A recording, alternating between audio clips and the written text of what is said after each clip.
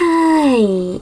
In front of me is iPhone 14 Pro, and today I would like to show you how you can manage apps permissions on this device.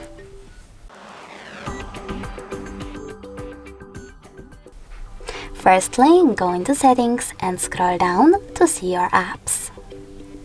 Then click on one of them, I will go with Maps for example, and select one of those options under Allow Maps to Access.